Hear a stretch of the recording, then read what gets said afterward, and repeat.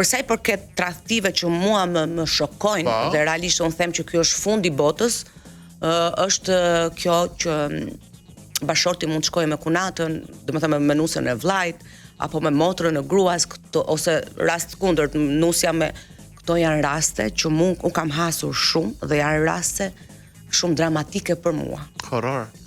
Domethënë të shkojë deri këtu një tradhti, unë them që nuk e di ku po jetojmë. Janë raste shumë sensitive, raste shumë që edhe unë kam të vështirë ta transmetoj të vërtetën, sepse është rast brenda familjes dhe mund të ndodhin dhe diçka jo e hishme. Dhe unë kam vërtet të vështirë kur unë marr vesh të vërtetën dhe unë zbuloj, kam të vështirë ta transmetoj te klienti im, sepse është diçka brenda familje, është diçka. Të ka ndodhur një herë të zbulosh se nusja bashkëshorti atrason burrin me vjerrin? Me vjerrin jo, me kunatin po, me vllajën e burrit, ë? Sa e rënd ka qenë ta merrte vesh dhe t'ia thoja?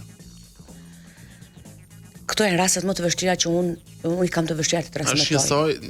Puna jote është njësoj si fatkeqësisht mjekët që duhet i thonë një pacienti që sidomos në të tillë raste, unë kam super të vështirë, nuk di se si t'ja transmetoj. Ka raste që do ta them për herë të parë, ka raste edhe që nuk e kam transmetuar. Për të ruajtur që mos duke parë, po.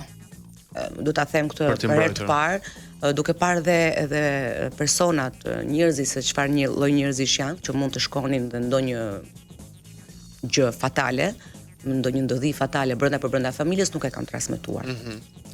Këto janë raste më të vështira që unë prek në punën time. Pastaj të tjerat nuk na bëre për ujë të ftohtë, shkonda. Po shumë e rëndë Ronaldo të shkoje. Është shumë e rëndë, nuk gjej dot fjalë ta përshkruaj. Sa vjeç ishte ajo dhe sa vjeç ishte kunati? Mos i futemi në detaj. Kishin diferenca moshe? Deri diku. Ishin familje me një status të mirë ekonomik?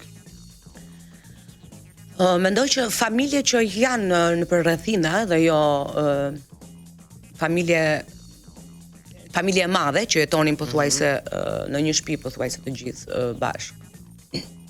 Okay. Se kemi shumë në përreth që jetojnë familje, jetojnë me vjerrin, me kunatin, jetojnë 2-3 kurora në një shtëpi. Fatkeqësisht po, kështu rasti ishte.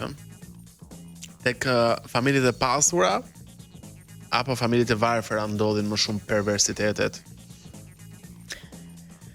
Tek familjet me një ekonomi me një ekonomi mesatare. Me një ekonomi të ulët. Mendoj në për rrethe, jo në. Okay. Që ndodhin këto brenda.